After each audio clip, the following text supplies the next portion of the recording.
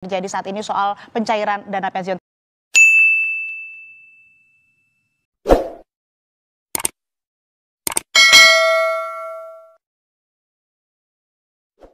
Peraturan pemerintah nomor 45 tahun 2015 tentang program jaminan pensiun pasal 15, usia pensiun itu adalah usia mulai mendapatkan manfaat pensiun. Ya, definisinya itu udah di pasal 1 angka 15 Undang PP 45 tersebut. Nah, jadi setiap 3 tahun tuh naik 1 tahun. Jadi start awal jaminan pensiun itu 1 Juli 2015. Sampai 2018 itu 56. 2019, 2020, 21 Naik lagi 7. Nah, terus naik 2025 sekarang, 2026, 2027, 59. Ya kan, 25, 26, 27, 28, 29, 30 naik jadi 60. Terus naik 3 tahun sampai 2043 seterusnya 65 tahun. Nah, sementara usia pensiun bekerja di perusahaan sampai saat ini tidak ada pernah diatur oleh peraturan pemerintah dalam bentuk undang-undang, peraturan pemerintah, peraturan presiden, tidak. Itu diserahkan semuanya kepada peraturan perusahaan atau perjanjian kerja bersama. Masing-masing perusahaan beda, ada yang 55, ada yang 56, ada yang 57, itu terserah kepada masing-masing perusahaan. Nah, jadi memang usia pensiun bekerja itu diatur di peraturan perusahaan atau perjanjian kerja bersama, usia mendapatkan manfaat pensiun itu di PP 45 pasal 15 tersebut. Oke. Jadi beda, jangan dianggap pasal apa, usia 59, oh saya bekerja di perusahaan jadi 59 tahun pensiunnya. Bukan itu. Itu tergantung masing-masing peraturan perusahaan. Oke, cukup jelas ya ini. Jadi angka 59 tahun ini adalah angka menerima manfaat mencairkan. Ya, sedangkan kalau angka 55 tahun itu adalah angka pensiun yang ditentukan oleh perusahaan. Masing-masing perusahaan. Betul, ada dua peraturan yang berbeda ini, Pak, dan punya kewenangan masing-masing. Yang berwenang di usia pensiun ini adalah perusahaan. Kemudian yang untuk mencairkan manfaat dari pensiunan itu sendiri adalah ada peraturan pemerintah. Ya. Nah, ada dua aturan yang berbeda. Ada yang perlu dievaluasi nggak menurut Bapak? Ya, jadi memang tentunya dengan semakin meningkatnya usia mencairkan atau mendapatkan manfaat pensiun pertama kali ini, artinya pekerja yang usia pensiunnya di perusahaan 55 atau 56, dia akan semakin lama menunggu. Betul. Jadi misalnya di 2025 ini, saya pensiun dari perusahaan usia 56. Didefinisikan usia mendapatkan manfaat pensiun di 2025 itu, 2026 itu 59. Berarti saya menunggu dari 56 ke 59, 3 tahun. Nah, kalau nanti 60 di 2028, 29, 30 saya pensiun di usia 56, saya menanti 4 tahun. Nah, kalau nanti 2043, 2044, usia 56, saya nunggu 9 tahun. Untuk mendapatkan manfaat yang 65 tahun itu. Usia mendapatkan manfaat pensiun di usia 59. Nah, 65. Artinya semakin lama kita mendapatkan manfaat pensiun. Betul. Sementara kalau pegawai negeri ya, itu kan pensiun bulan ini, bulan depan sudah mendapat manfaat pensiun. Karena mereka ya dijamin APBN dan sebagainya. Kalau kita kan dari iuran. Iuran yang sekarang 3%. Pengusaha bayar 2%, kita pekerja 1%. Jadi semakin lama ya kita akan bertahan untuk menanti mendapatkan manfaat pensiun tersebut. Nah, ini yang kita ajukan kepada pemerintah untuk bagaimana PP 45 pasal 15 itu direvisi sehingga lebih didekatkan. Untuk bisa bagaimana kita ketika pensiun nanti mendapatkan manfaat pensiunnya itu nggak kelamaan. Gitu. Sebagainya. Artinya ada usulan yang sudah diberikan. Ya, perkembangannya sejauh ini gimana? Apakah itu sudah ditindaklanjuti begitu Pak? Karena kan kita kalau lihat rentang waktu menunggu, gak usah 10 tahun, 1 tahun juga kan kadang udah aduh kok lama banget ya mau cairin gitu. Ya. Nah, ini memang terkait juga dengan ketahanan dana ya. Tapi saya mau katakan usulan ini sudah masuk, tapi memang sampai hari ini pemerintah belum berniat untuk merevisi PP 45. Nah, itu yang terus kita dorong dengan momentum adanya berita tentang 59 tahun ini, kita mendorong. Nah, selain itu juga kalau saya mau mengatakan gini, pemerintah juga belum menjalankan isi PP 45 juga terkait dengan kenaikan iuran. Nah, kan ini juga kan bicara usia yang semakin lama ini kan bicara ketahanan dana pensiun ini. Nah, tetapi di satu sisi iuran saat ini masih 3%. Nah, kalau 3% terus berjalan, maka ketahanan dana jaminan pensiun akan berkurang. Diprediksi 2074 itu akan defisit. Tidak mampu lagi membayar pekerja yang memasuki usia pensiun. Nah, oleh sebab itu, pemerintah kan diamanatkan paling cepat 3 tahun itu mengevaluasi iuran. Tapi sudah 10 tahun ini nggak menjalankan kenaikan iuran. Sehingga ancaman terjadinya defisit di periode nantinya akan terjadi. Nah, oleh sebab itu kami mendorong pemerintah, ayo naikin iuran. Sebagaimana amanat PP 45 itu sendiri. Supaya ketahanan dana itu lebih baik dari dan bisa menjamin pekerja yang pensiun itu semakin lama. Ya, di 2100, di 2200 dan sebagainya. Tidak dimungkinkan kalau diprediksi kalau tidak naik terus ya 2074 akan defisit, tidak mampu membayar pekerja pensiunan lagi. Kalau pegawai negeri ya dia dijamin APBN, ya pajak terus masuk ya akan mudah. Tapi ini berbasis iuran. Oleh sebab itu iuran itu harus ditingkatkan menurut saya.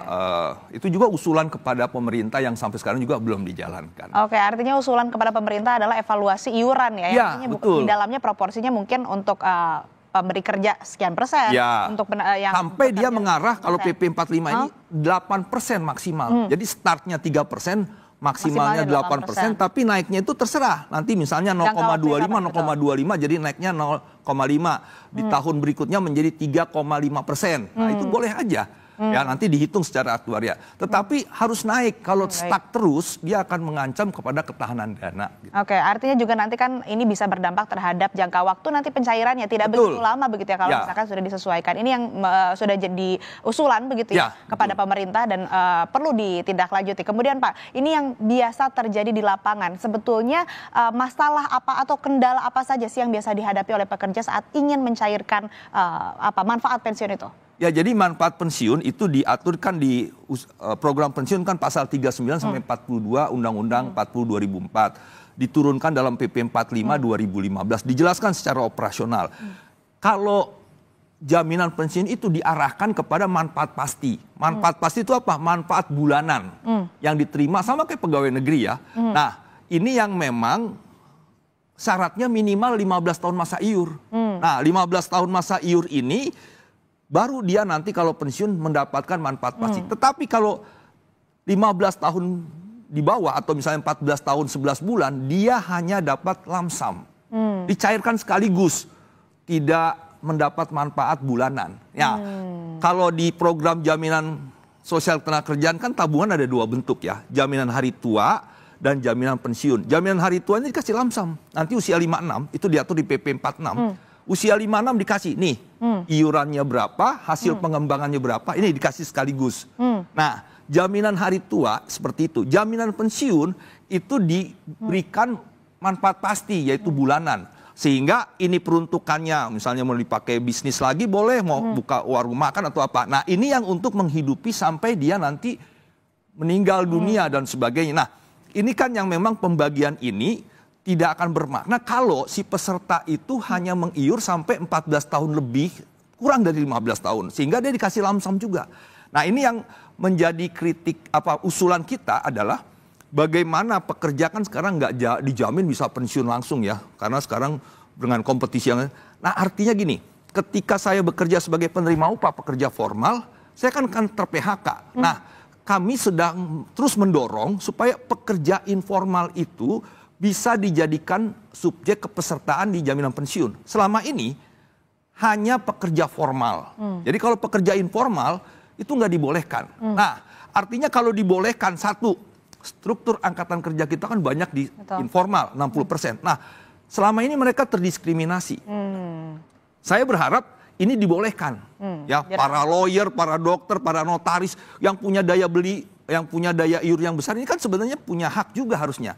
Tapi karena PP-nya tidak menyatakan seperti itu, dia tidak boleh. Walaupun di Perpres 109 tahun 2013 pasal 8 ayat 2 itu dibolehkan. Nah, jadi dengan dibukanya pekerja informal, maka pekerja formal ketika dia PHK dia bisa melanjutkan masa iur ini untuk bisa memenuhi 15 tahun untuk mencapai manfaat pasti dan lebih panjang lagi karena rumus manfaat yang diterima oleh pekerja yang pensiun itu kan 1% kali rata-rata upah tertimbang dalam setahun bagi 12 dikali masa iurnya. Jadi masa iur semakin panjang itu manfaatnya semakin besar. Semakin besar upahnya semakin besar juga manfaatnya. Nah, oleh sebab itu kami terus mendorong pemerintah untuk merevisi PP 45 tadi pasal 15 didekatkan masa usia mendapatkan manfaat pensiun dan pekerja formal dan pekerja informal, pekerja migran itu dibuka aja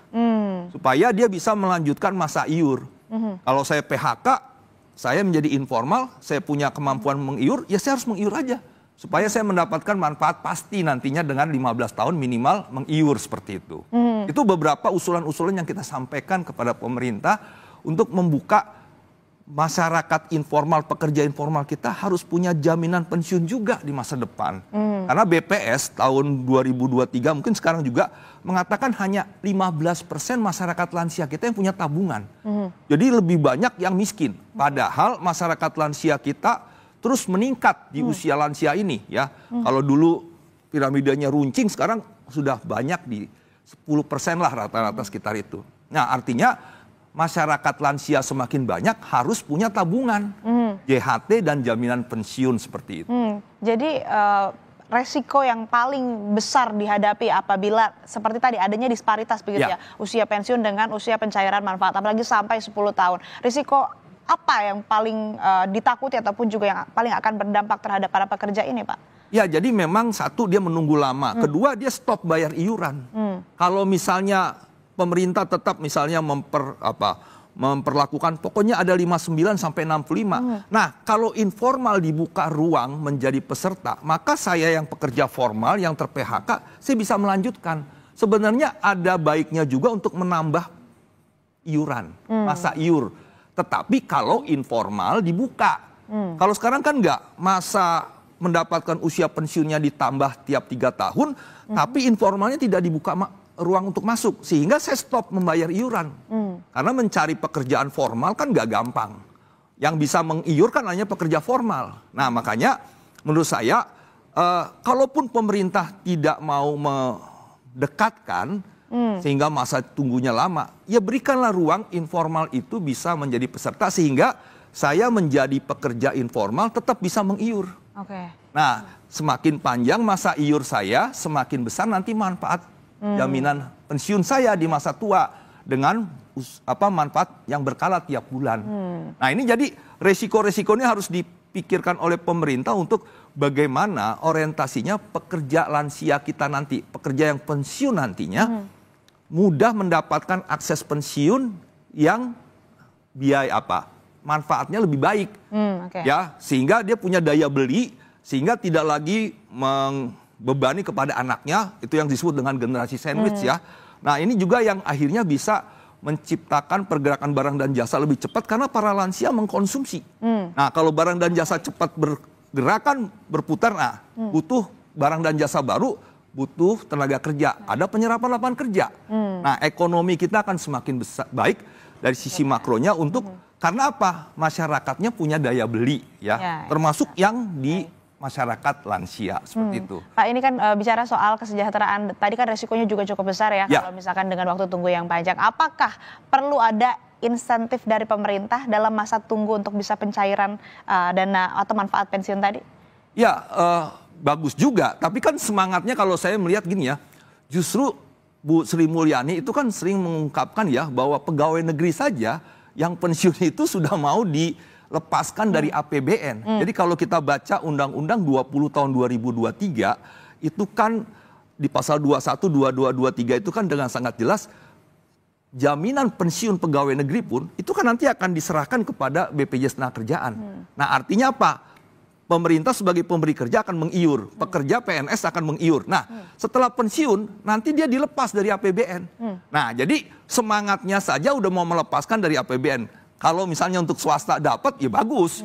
Cuma kemungkinan kecil, kemungkinan besar ya tidak akan dilaksanakan. Karena pegawai negeri saja sudah mau dilepas gitu ya. Nah, tentunya begini, menurut saya memang untuk membatasi menjembatani masa jeda ini ya, sebenarnya ada sekarang Undang-Undang 4 tahun 2023. Pasal tentang pengembangan dan penguatan sektor keuangan ya, Undang-Undang P2SK disebut. Nah, pasal 188 itu kan bercerita tentang jaminan hari tua. Nah, jaminan hari tua memang akan disetting pencairannya itu nanti dalam 2 bentuk. Bisa langsung lamsam semua, atau dia sebagian lamsam, sebagian berkala. Misalnya saya menunggu 3 tahun nanti ya, 3 tahun untuk mendapatkan manfaat pensiun dari jaminan pensiun. Saya punya jaminan hari tua. Ketika saya 56 pensiun, saya kan dikasih lamsam. Saya bisa bilang begini, 50% saya kasih lamsam deh, 50% dari 100 juta dikasih nih, 50 juta langsung. 50 jutanya sisanya itu dikasih berkala. Jadi sampai 3 tahun, disetting 3 tahun sehingga saya tiap bulan akan mendapat manfaat berkala nih. Tapi dari jaminan hari tua, bulan pertama sampai bulan ke tahun ketiga. Tahun ketiga stop, dilanjutkan jaminan pensiunnya. Nah, ini bisa menjadi jembatan supaya ketika pekerja itu pensiun, dia sudah mendapatkan manfaat berkala. Nah, tetapi memang dalam tanda kutip mengorbankan JHT-nya diberikan secara berkala gitu. Nah, itu paling yang memang sedang diatur oleh pemerintah di peraturan pemerintah turunan dari Undang-Undang P2SK, Undang-Undang 4 tahun 2023 seperti itu. Nah, ini jadi memang salah satu cara ya untuk bagaimana bisa memastikan manfaat berkala itu bisa didapat walaupun usia ini masih panjang begitu. Baik, tapi pada akhirnya tetap kesejahteraan pekerja, kesejahteraan masyarakat tentu diharapkan ini tidak terganggu apalagi dengan harus menunggu rentang waktu yang lama. Bisa tadi juga dengan usulan-usulan ataupun juga rekomendasi yang sudah diberikan kepada pemerintah ini bisa jadi solusi dan juga alternatif untuk bisa menjawab permasalahan yang terjadi saat ini soal pencairan dana pensiun. Terima kasih.